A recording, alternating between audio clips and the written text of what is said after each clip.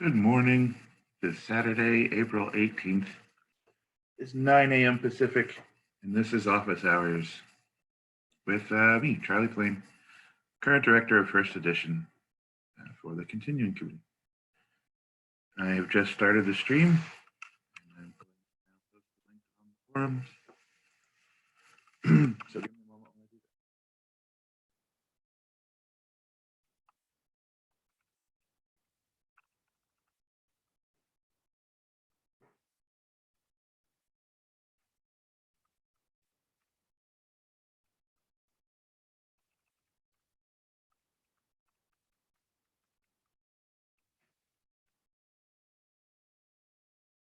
Okay, how's everybody doing this morning? Nobody's here, so nobody's going to answer. You might watch this later. All right. Link is posted. Stream is live. I'm going to sit here and work on some Winnie stuff. Hey, Daniel. Daniel Fugate is in the chat and says happy Saturday. Happy Saturday to you as well.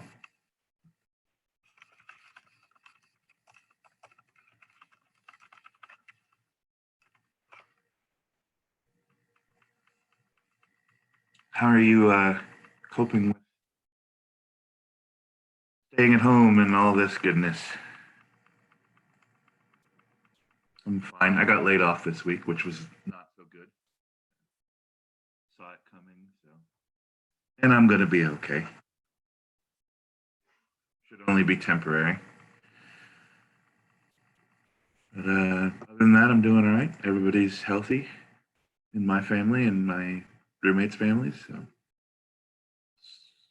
no problem.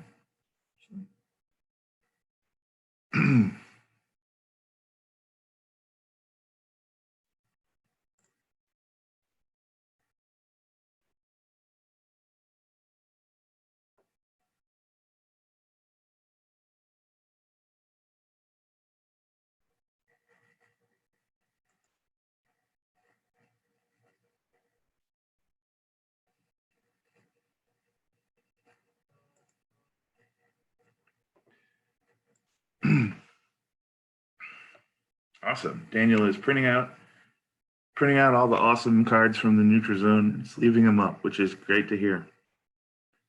I started. I'm playing in the online release tournament on Lackey, and I got one game in. I got another game coming this week, so I'm gonna get to figure out what deck I want to play for when we get back to physical tournaments. Thank you for your sympathy. Daniel says, sorry to hear about your work. Do you need anything? I'm okay. I should be fine. Right now, I've got an application in for unemployment because of the layoff, and we'll see. There are people out there who have things much worse than I do. I'm fortunate to stay with some very kind people that are working full time. I don't pay a lot to stay here, so I'm okay. I appreciate the thought, though.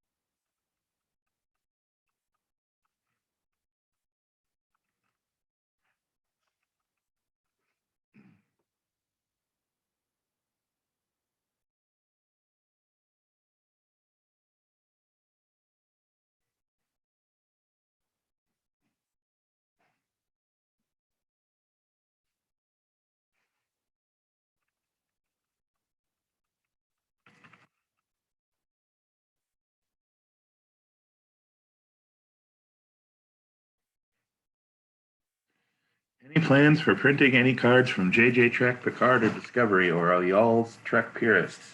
Well, not Trek purists, but we are continuing Decipher's game.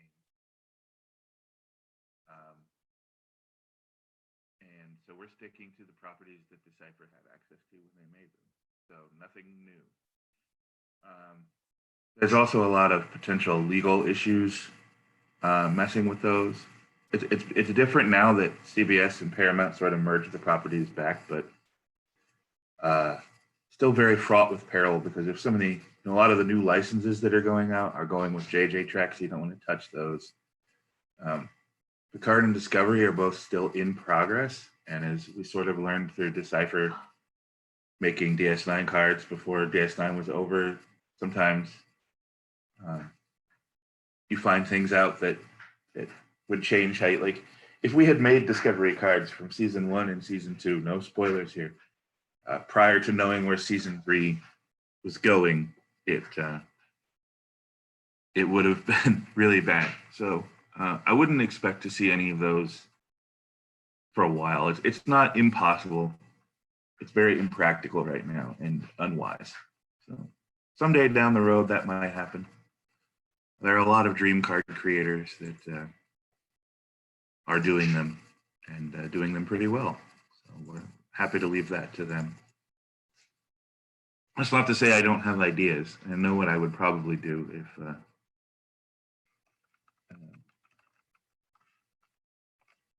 were. No plans. At least not for winning plans.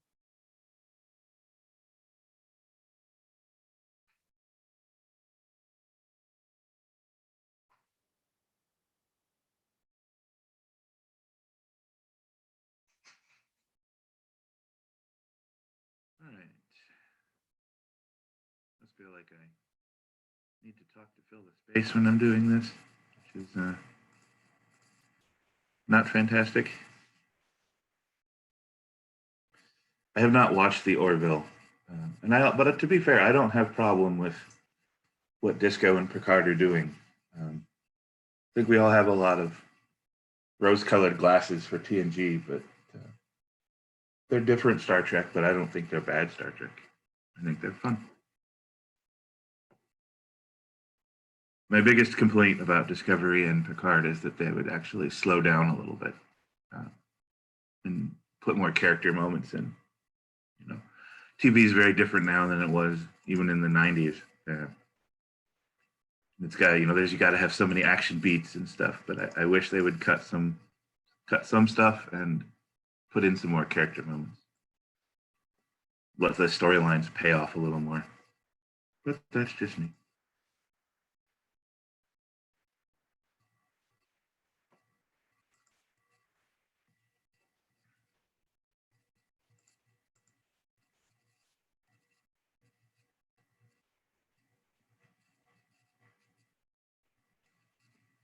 Okay, let me pull up.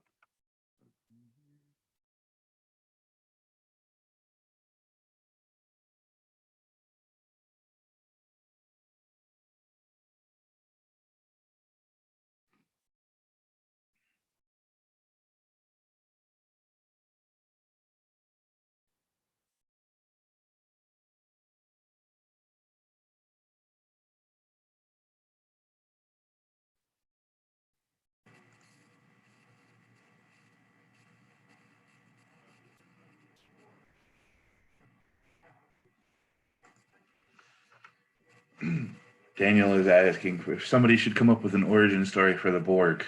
They're his favorite baddie. You should read the Destiny novels. There's a trilogy of books. I think they're by David Mack. I could be wrong. There's 3 Star Trek books under the Destiny header maybe 5-6 years ago. Not canon, obviously, but they did. If you're looking for a potential Borg origin story, they were pretty interesting. Neat little books to read.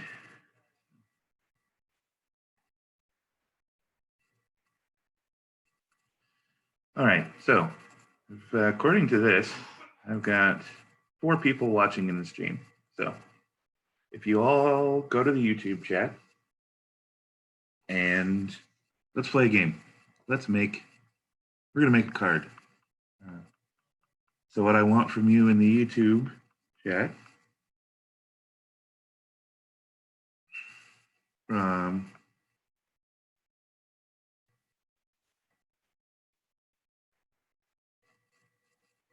is give me a card type. We'll start with that. Vote for your card type, and I'll pick the one that jumps out at me.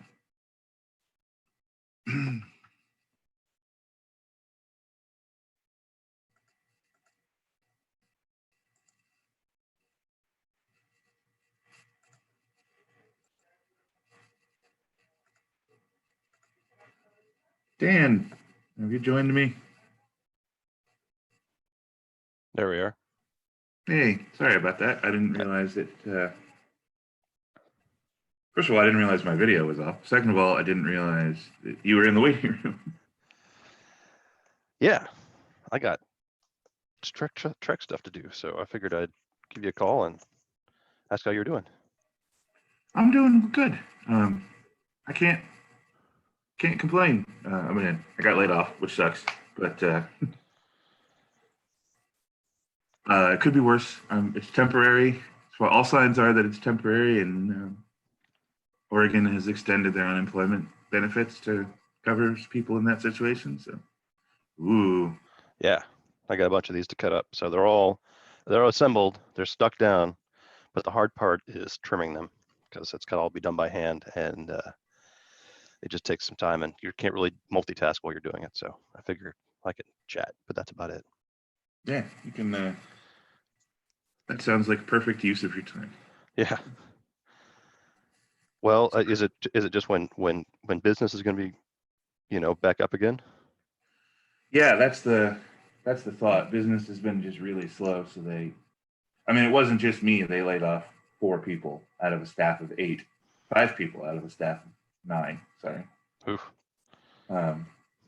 3 of the bakers, the guy who does sales and marketing got laid off, and then me. Yeah, I was the admin assistant. But the plan is to bring most of us back in 30 days, 60 days to the ed side. But because it's a bakery, it makes food, so it's allowed to be open. It wasn't that they were shut down, but the business is just too slow. I mean, yeah, it's just too slow to justify keeping everybody on. So Daniel wants to know how we make those foil cards. Basically, what we do is we've got a couple suppliers of metallic foil laser paper, and we buy it and we send it to our printer, a guy named Jeremy in Minnesota, and he prints them. And then they go to a couple people around the country who kind of exactingly cut them out, and then it's foil sticker paper. Apologies. So it's adhesive. It peels off, and then you just apply it on a card. And there you go. That's how we make all of our virtual foils. Dan actually figured that out. So here we go. There's a surprised me with it. Yeah, that was a fun convention. That tournament. That was great. That was a good Gen Con. Yeah. Yeah. So I'll put this on a background here. So with these in particular, previously with the regular non-borderless cards, what we do is we cut it up. We make a slice to get to the technical details if you care. We make a slice in between, right in the middle of the black border, all the way around, and then we take a black pen, and mark all the sides. You just go around each edge so that when you put the sticker down, you can't see that white strip all the way around, right in the middle of the black border.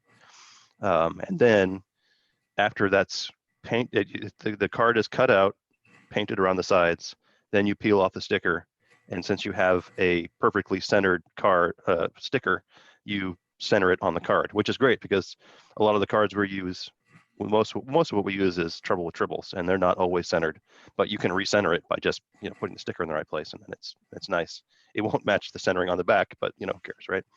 The nice thing about the borderless cards is we can take 2 of those steps out, because when we cut them up, you can see kind of see the edge on the outside. We cut them up. We just, instead of doing one cut around each border on the card, we cut up the cards into 9 pieces. So it's half as many cuts. And then if we do a good job centering it, we peel off the sticker and then put the card on the sticker on the back. Since it already goes to the edge, so this is the one I just made. I put it on a piece of white paper so you can see the corners. Since it goes all the way to the edge, we don't have to mark these. So that's another step we don't have to do, which is nice. But we do have to trim these once they get to this step, which is the hardest part, because you can't use a cutter like we, a quick single line, nice straight line cutter, because it's got to be right up against the edge, and that's not really easy to do. And you have to put a corner on all the corners by hand. So these could come out pretty good. The corners look pretty good. These are the corners I cut. What I wouldn't give for a tool that makes this corner by itself, but all the scrapbooking cornering tools I've searched for are all way too big. They don't make anything with this small of a radius. Yeah, it's pretty tiny corner. Yeah. Yeah, but that's one. I mean, we got one of the tubies. So I was sent through 4 pages, right? 4 sets to do, and each set had like 10, 5, something like that, pages in it. And I've finished all of the first 1E set, so that's good to go. Those are the ones that I had in the auction, and we've given a few away, different promotions. And I'm starting the 2E ones. So here's card number. I thought I had a few. I think I set a few of these outside, but out in the warehouse.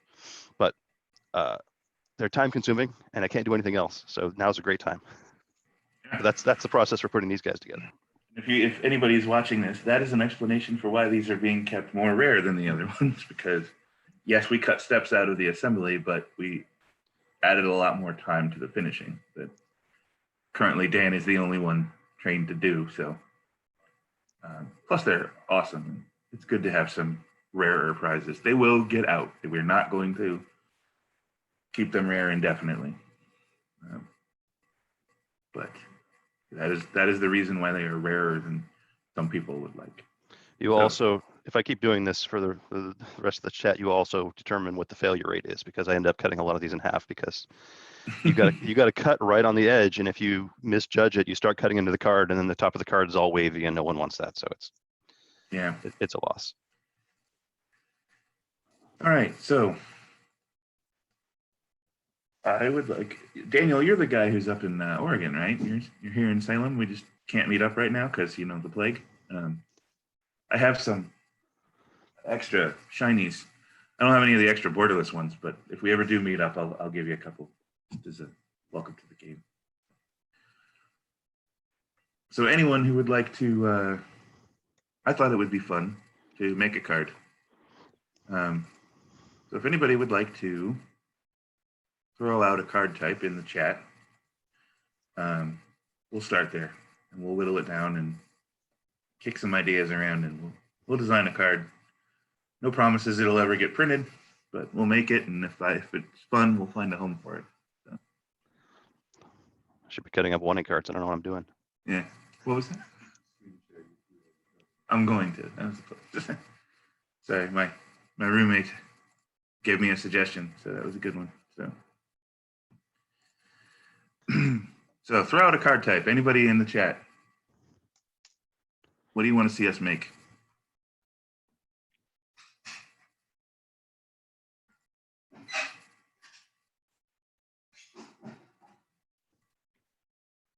A cue card.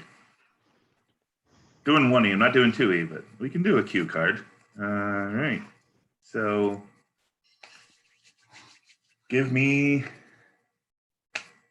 well, we could do cue event, dilemma. I don't know, there's several. Let's not do cue artifact or cue mission. Those are a little out there.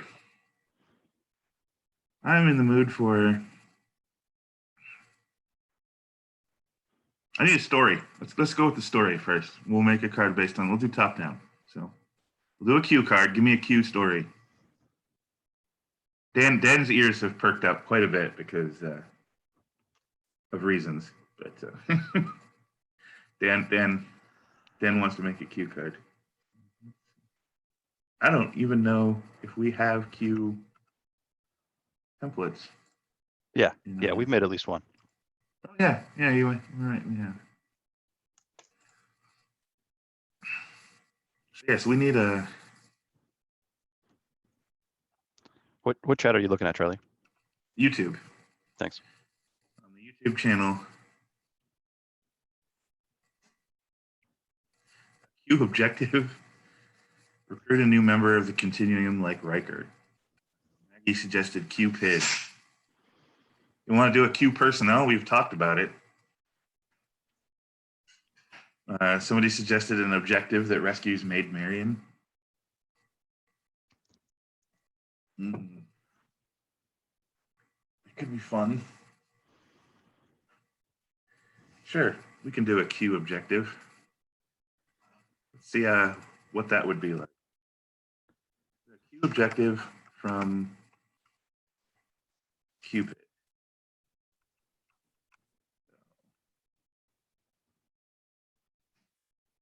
I'm going to share. I'm going to have to.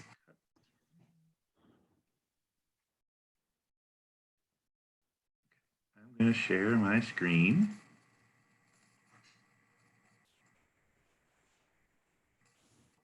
So what I have here is a piece of software we use called Utopia Planitia. It's a design database program where we create cards for playtesting and automatically makes PDFs for us and lets us track changes and do all that kind of stuff.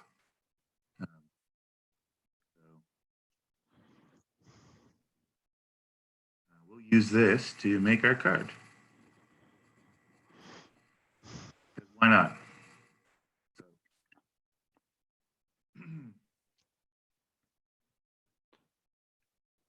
Okay, so we want to make a Q objective from Cupid. Somebody suggested rescuing Maid Marian. Maggie suggested rescuing Maid Marian.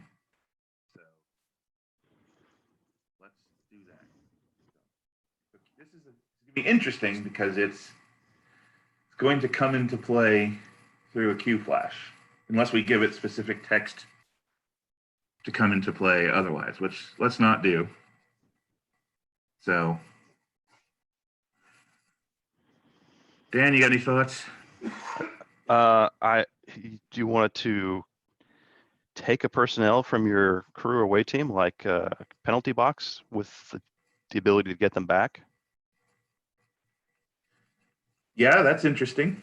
So let me pull up penalty box because I'm not Thomas. I do not have an encyclopedic knowledge of these cards.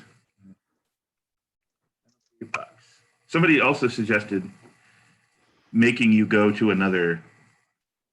Nice. Johnny and Lucas did a great job on this. So penalty box right now says, if any penalty box already in play, put its occupant out of play and replace with new victim. Discard event. Otherwise, place on table and put one personnel present here. If nullified, return occupant. Wow, that's pretty rough. So it's good old Premiere wording too. Not the best. So I like the idea. Marcus is in here and he said,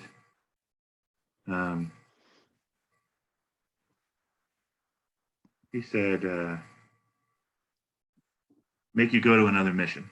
Yeah, that's nice. So one personnel, I mean, because Q deliberately chose who they went, right? So we'll just start this out. We'll just do a quick one personnel. Yeah. Is relocated with objective to nearest different.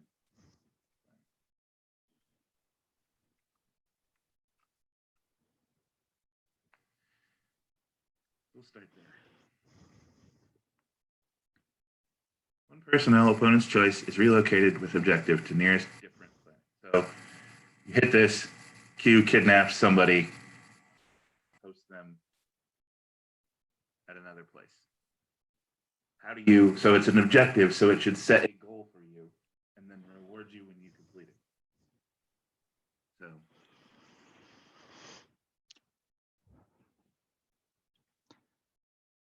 we want to rescue her. So that does that just go over there and get her, or do you have to go over there and solve the mission to get her back? Or what do you guys want to see?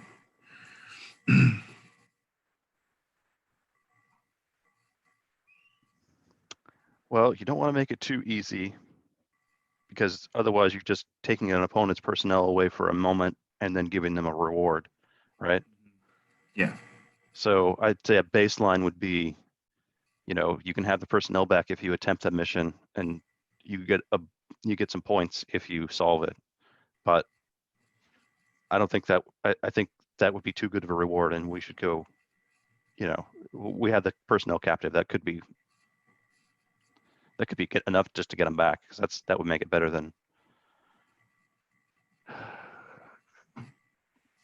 what our other steal a personnel card that we've already got out. Okay, so what if it's just when mission completed, personnel joins away team, or I guess you could add a bunch of words and say like this personnel has to join your away team here, can't leave the planet. If they help solve, you score points. If they die, you lose points. So you can use the person on that planet until you solve the objective. You have to keep them safe, though. That might be too good. I mean, it's hard to say because it's only going to ever come into play through a Q flash, and you can't 100% control that.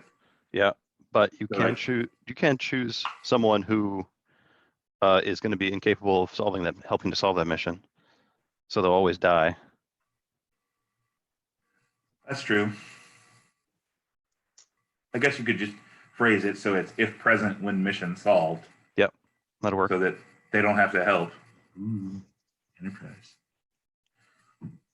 Feel free to jump in here, chat. We want to include you. We're making a Q objective. So let's take a stab at that wording. So one personnel is held with objective. How about your nearest different unsolved planet?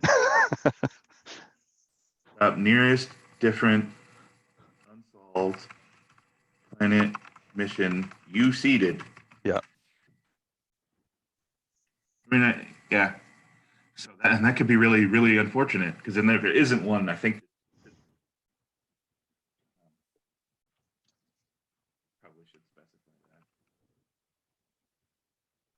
that. Card if not.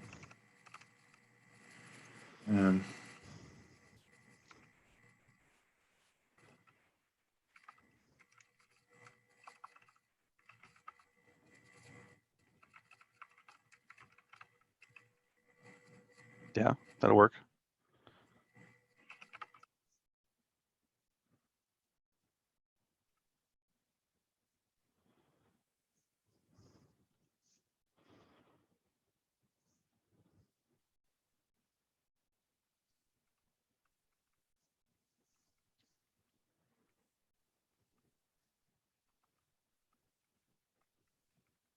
I'm writing this now, and then I'll show it to you all, and you can tell me what you think.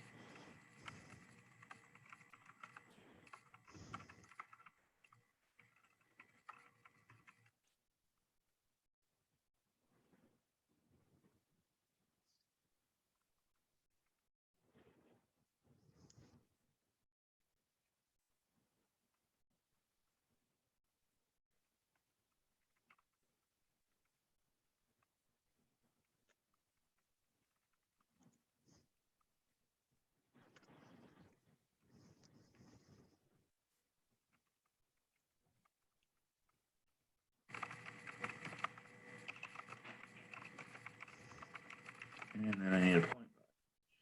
We wanted plus minus 7. 7, somebody suggested 7 in the chat, and I liked it.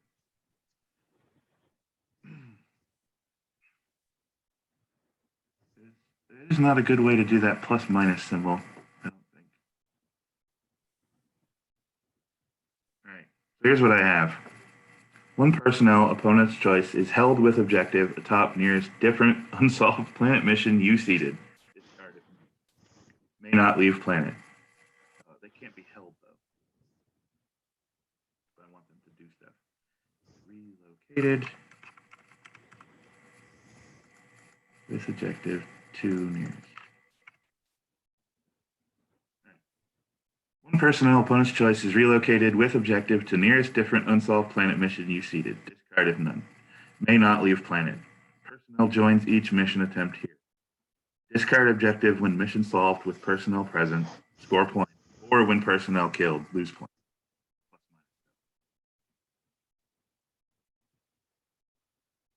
So that's where we are right now. Marcus gave me that plus minus symbol. I don't know if you people take it.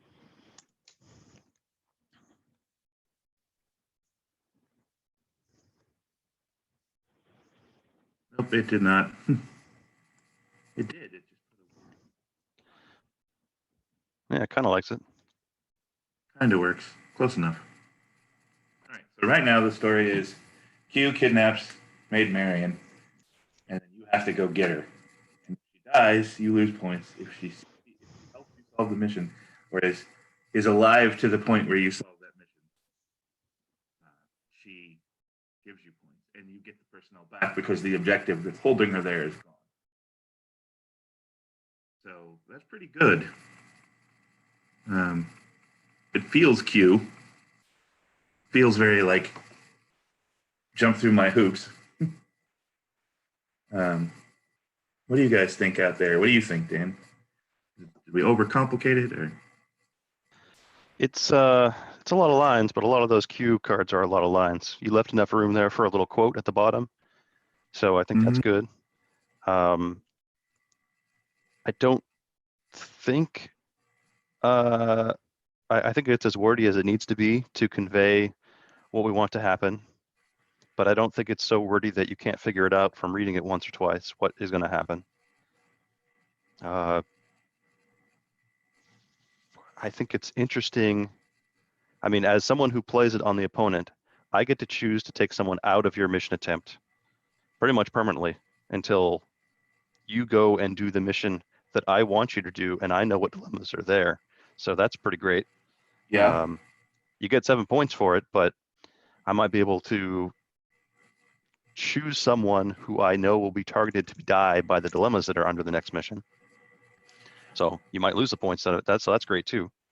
Yeah, you could also even, I'm going to suck a security guy over there and immediately hit you with Remember the Alamo or Right. Thine Own Self or something, and it's an immediate 7-point loss. So there's combo potential. That may be too good, but, we'll have to say. I guess you could always add, killed by a dilemma. Yeah. Is there room for, after that long list of different qualifiers for the planet mission, or Q's planet? Oh, sure. There's always room. Or, Oh, Daniel just mentioned Q's planet as well. Oh, he was talking about something else though. discard if none. Or Q's planet. I think I want the or Q's planet before the.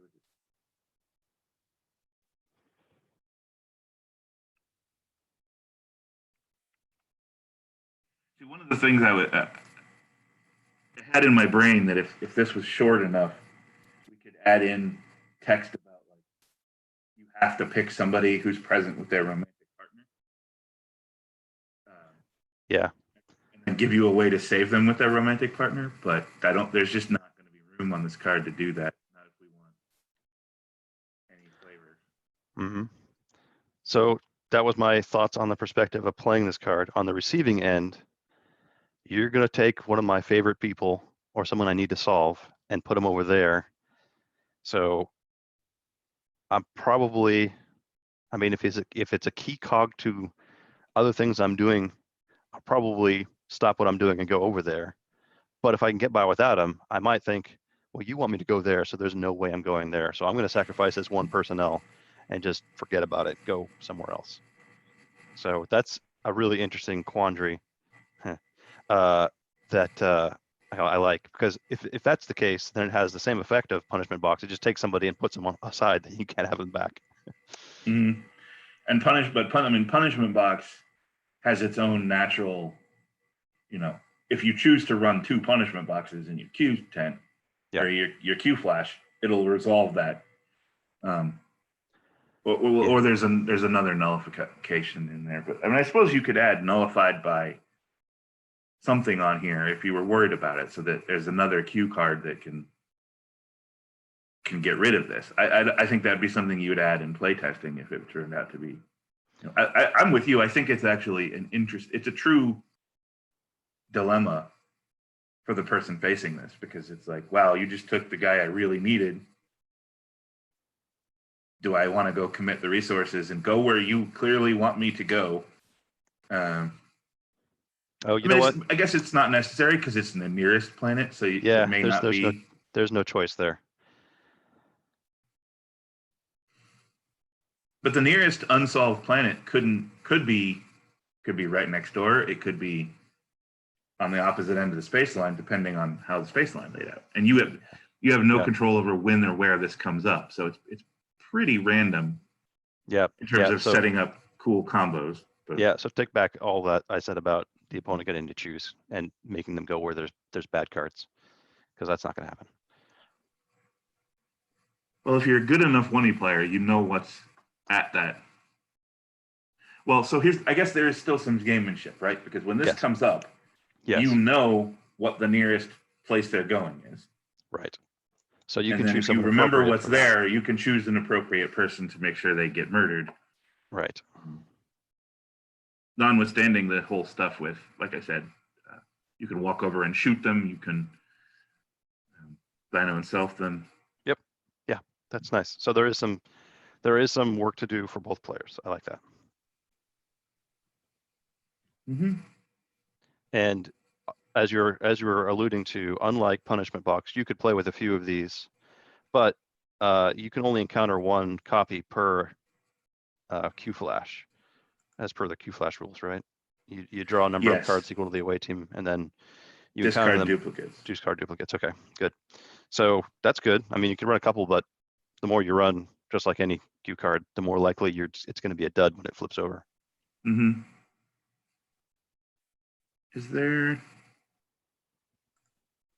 there a current Q card that has the full text box? I don't think so. Try hide and seek. It's pretty big. Maybe, yeah. So it's interesting you guys picked Cupid, because there has been an idea floating around ages, probably 10 years, of doing Q personnel, because when we got a bunch of source files, there was a template for a Q personnel in that file. And I'm pretty sure it was Dan's idea. It might not have been. It might have been Jeremy Commander's. Somebody was like, we should totally make all the Cupid people as Q personnel. That is just a beautiful card.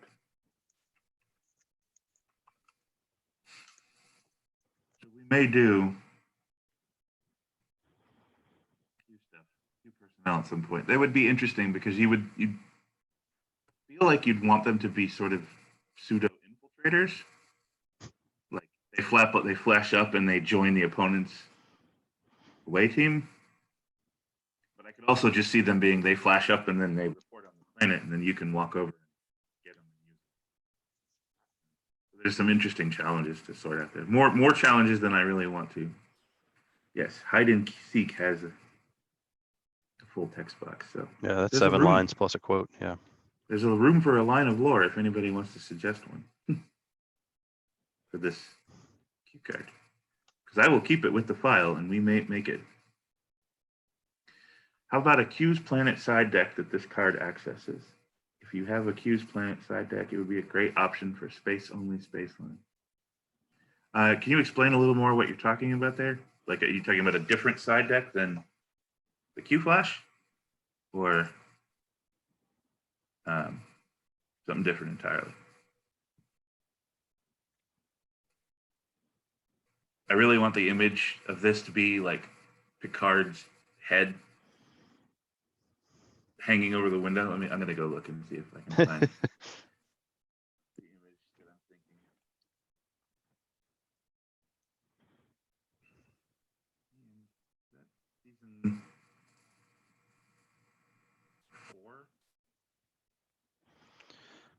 4? Not my specialty. Yeah.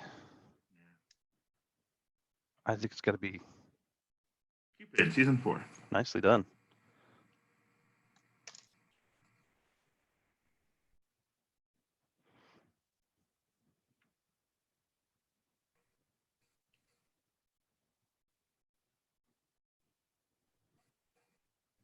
Oh, please tell me that the shot that I'm thinking of exists somewhere. Climbing through the window there. Yeah. I recall him just like, it's so dark, it's not going to work.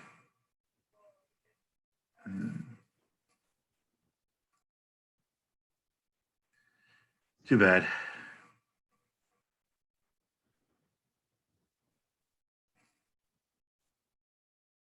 There you go.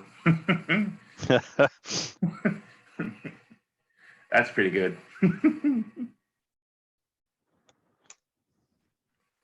So that's my image choice. I think. Obviously, it'd be up to Art to find a fantastic one. And I'll give you a little secret. Whenever I'm looking for a lore, I go to this website, ecotian.net. The woman who did this has full transcript of every Star Trek episode of the original series through Enterprise and all the movies.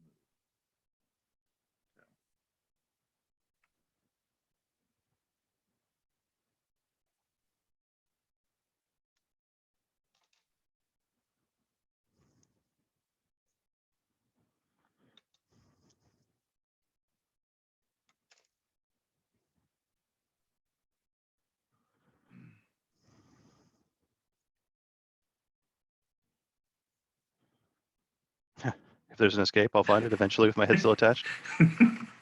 And this is the best strategy you can come up with: one man against an entire castle.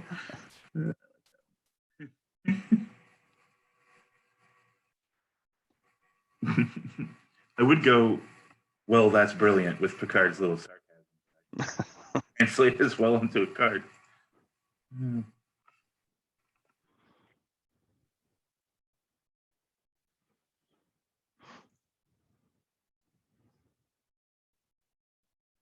it doesn't put the lore where it's supposed to.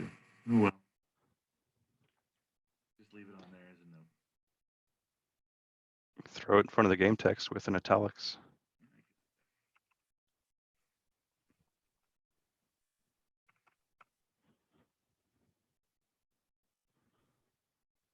Good enough. It's not perfect, but good enough. All right, we made a card. Change the card type to Q objective. Okay. Oh, jeez. That's great, Chris. Did you program that just now? I have a feeling you programmed that just now. Oh. That's fantastic. All right. Now I think it's Yep. Jeez. too long now, but we'll see. 7 lines. That should do it. Yeah, there's room there to work with the art.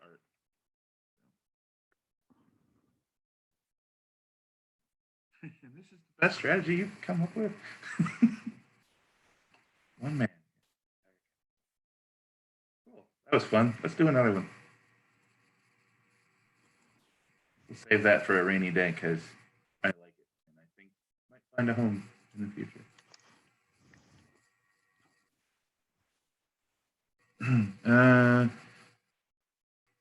Curious how one joins the dev team, Gary Hollingdale asked.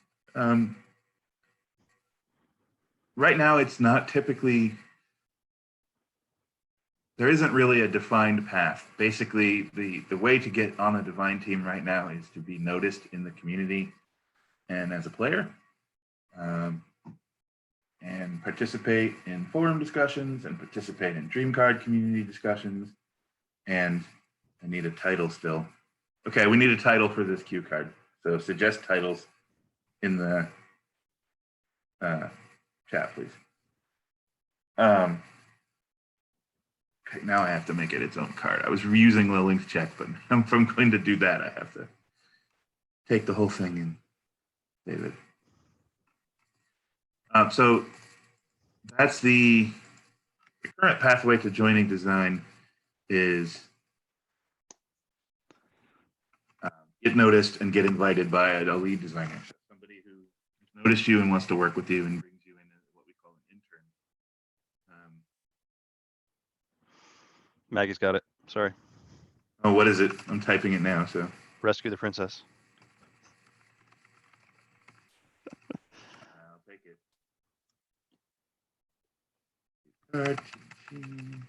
Text.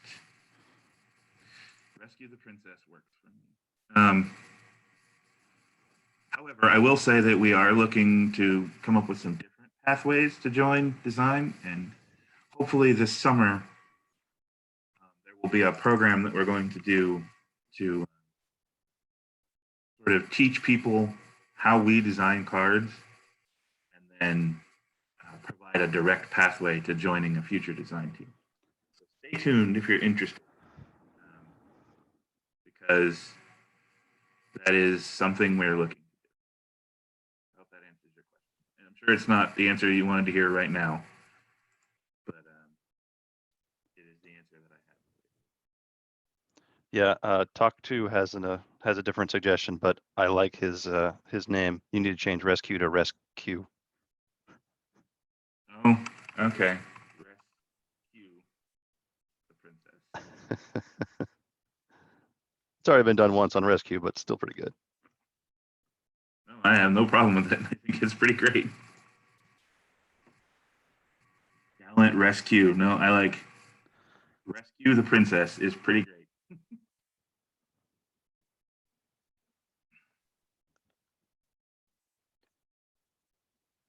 Okay, that was fun.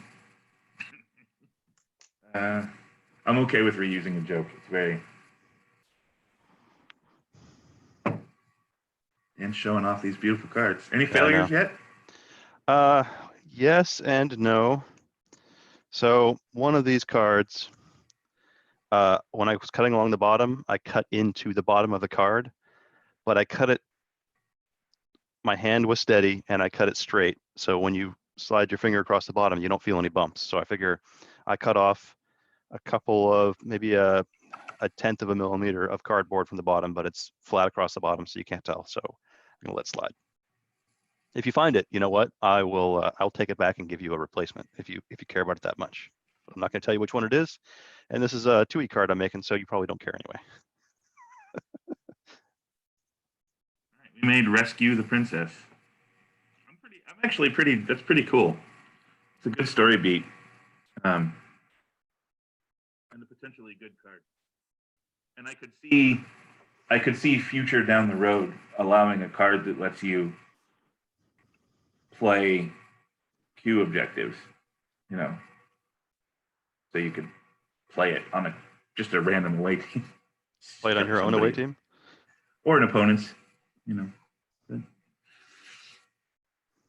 Yeah, it's a little not quite objective-y. It's like, as it's written, it's designed 100% to come out of the Q's tent, so you might be able to massage the wording a little bit so that it can come out of the Q's tent or be played or seeded somehow. But so from a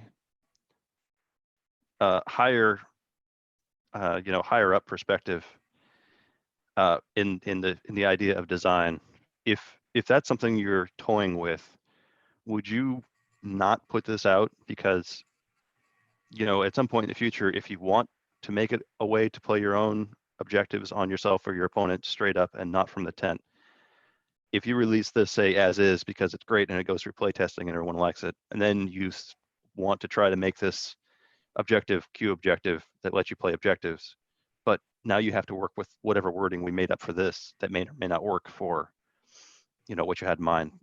Do you try to put some hooks in this so you can do that, or do you hold this back until you figure out what that you want that to do, or do you say, you know what, this is a great card, we're going to make it, and we'll figure it out in the future? That's future Charlie's problem.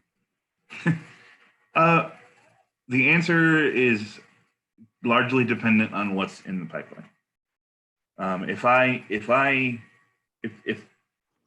If this card comes up independently in a design team, and I see it, and I know that in 2022 we're going to do a Q set, I would probably, if that team is up and running, I would ask, like, do you have any plans to do anything with Q objectives? They say yes, I would say, okay, look at this card, figure out how to get it to work, or decide if we have to save it. I hate punting cards if we don't have to, especially if it's a good card that the playtesters like. If none of that was happening, what I would probably say is, here is a vein of design space that I believe exists to the current team. Can you, working with the rules team, massage this text slightly so that it would work with that future mechanic? But most likely in the current, I'd say most likely what we would do is just put it out and make it future Charlie's problem. Because it would be likely enough to say, you know, a future card could say, your Q objectives may seed except rescue the princess if you needed to. And I'm also not above an errata to an old card to fit into a new mechanic if it's very narrow. You know, there was a discussion on the forums not too long ago about should we go ahead and make a future AU icon like Tui did, because it's one of the best things Tui figured out. That's a fairly high cost. It's doable because there's not a ton of future people in when it'd be all the revised holograms, unfortunately. Admiral Riker, Governor Worf, a couple others. But it's a pretty high cost to make that change. It's touching a lot of cards. Something like this, if we changed how Q objectives works in the future to make if that mechanic was cool, like here's a set of Q objectives, 8 Q objectives and 1 enabling card we're going to put out as a boutique. Then this card breaks it. I wouldn't be opposed to fixing this card with an errata to enable that cool strategy, because it's changing one thing to enable a very cool thing down the future. I'm much more liberally minded than some, but no, I hadn't considered just going back and fixing it when you finally decide. I think that's the best of both worlds, because then you get to put the card out that people like, and if it's a problem, you fix it, and you don't worry about it too much. I like that. I like that solution. Yeah, I think that's a safe bet on how to handle that. So, all right, chat. We got 5 minutes left, but I'm willing to go a little long. Throw me out any story beat in all of Decipher Legal Star Trek. So no JJ, no Picard, no Disco. Anything else? Any story beat you want. There are 7 of you watching in the chat. Hopefully that you can see this and pitch me a story beat, and I will make you a card. And if you enjoy this, by the way, if you like participating, we sort of annually do a program called Will of the Collective,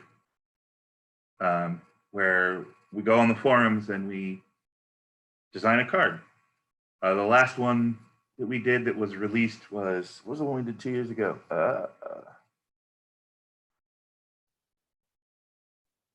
I can't remember.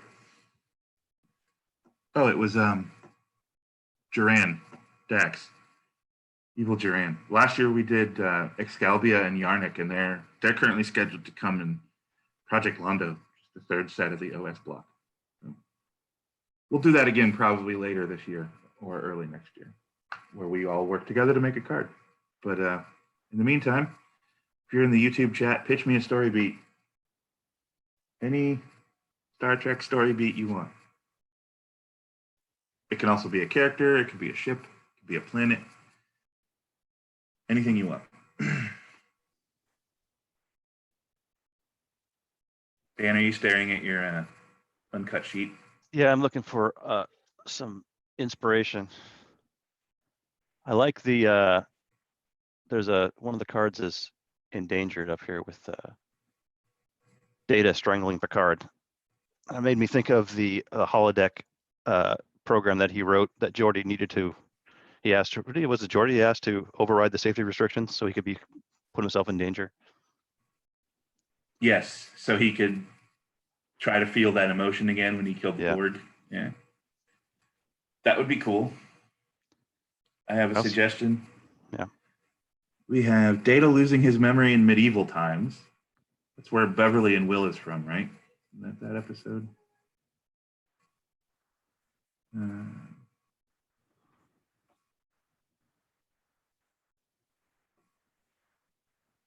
Anybody that wants top secret information on upcoming Winnie projects can screenshot that frame in the YouTube video where I had all the projects open and see what's there and what people are working on.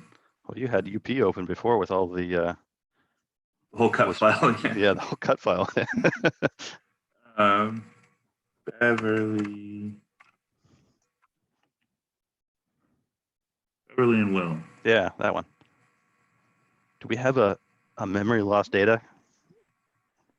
That's where I was going, was a memory loss Data. Was that the Iceman? She called him an Iceman? Same episode? Or was that different? Iceman was something else. Okay. Isn't that Poker? And they're talking about that? No. The lady who said he was trying to figure out who he was, and she said, "You are an Iceman." Yes, you might be right. Thine own self only has the interrupt thine own self and Beverly and Will. Plays on an opponent's one or two person away team at a planet. Away team is lost. Okay. Other suggestion was Hirogen Sensor Network. I'm going to go with memory loss Data, I think. Because why not do another non-aligned Data? Okay. Go to... Here's your shot again into all the upcoming stuff.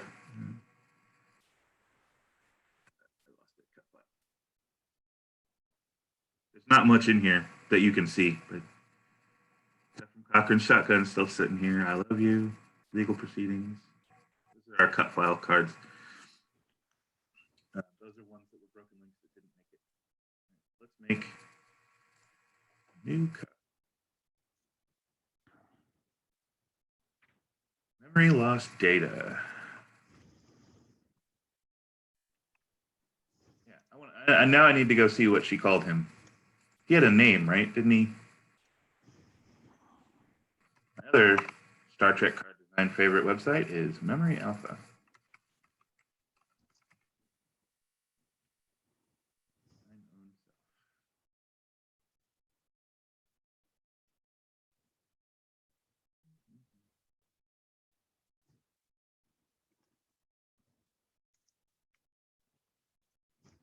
I really think that they gave him a name. Jayden. Jayden.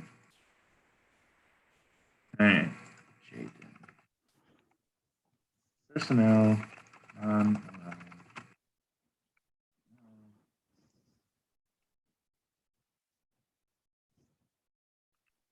Classification.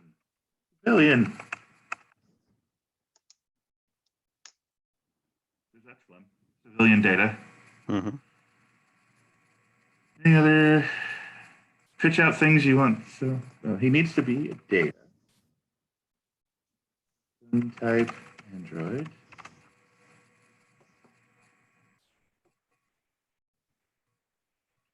Let's see. You're getting insight into how I make cards right now, by the way. I do a lot of research. Most of our design teams do. For example, for data's attributes, you want them to be close to existing data. So you do research and look and see it. Look up Carlos. What has he got?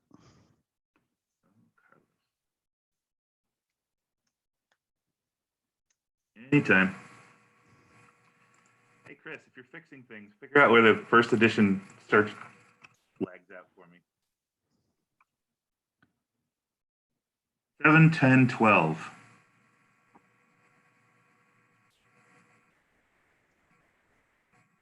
All right. So this data probably should not be skill dense data. He had forgotten a lot of stuff. I also feel like he should have high integrity because he sort of sacrificed himself to save the town. So let's go.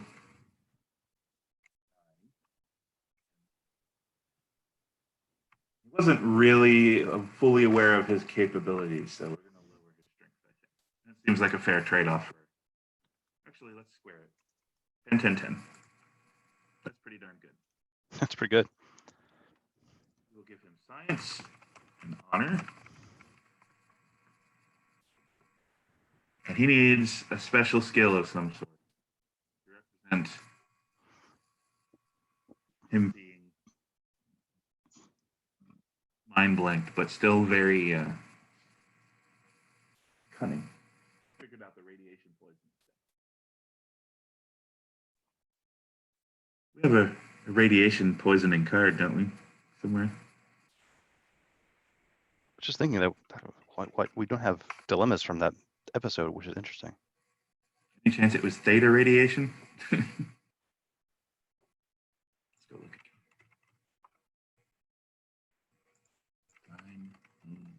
This is an undermined episode. It's definitely potential.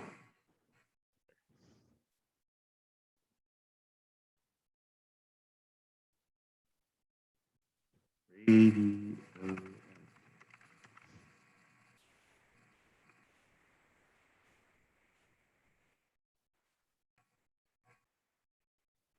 They suggested his name was Radio.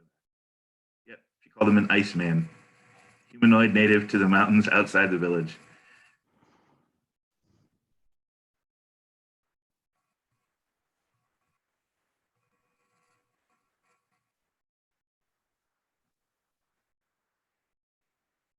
I don't think they ever specify what type of radiation.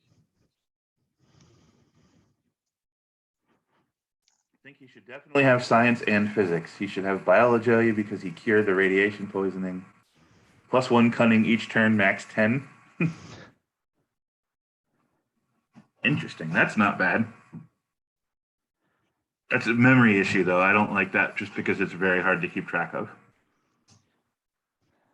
Yeah, I want to put a countdown icon on personnel like that, but it's too hard to keep them turning sideways. It'd be interesting to, if he goes away and you can replace him with the real data later on. Maybe if he dies, you can seed him under download and seed any data under. That's hilarious. I like that. That's highly stupid.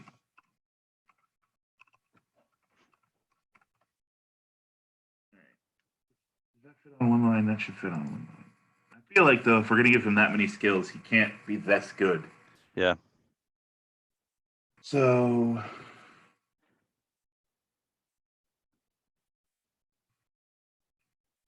let's, I don't know, did he show android strength in that episode? He probably did, right? I really don't know. No, he got killed by a spear. Did he like bend metal? Like, I don't know why I'm so strong. I feel like he did. Yeah. Data's strength is something he shares with all Icemen. Oh, yes, he lifts the anvil off the guy's Right. leg. That just means he's stronger than Barconian, not that he's Android strong.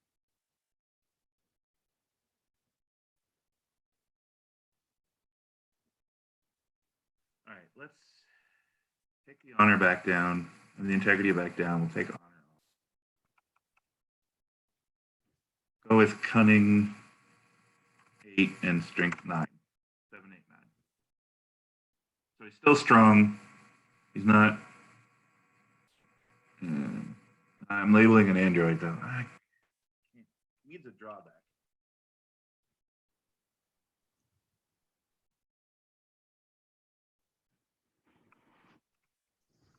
When stopped or killed, place note of play, download and seed any data. It's going to be 3 lines, but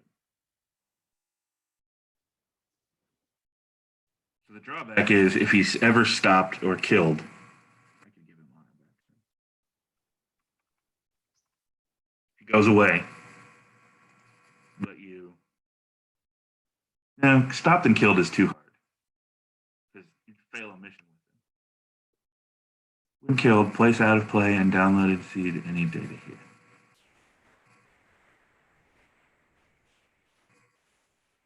I don't hate that.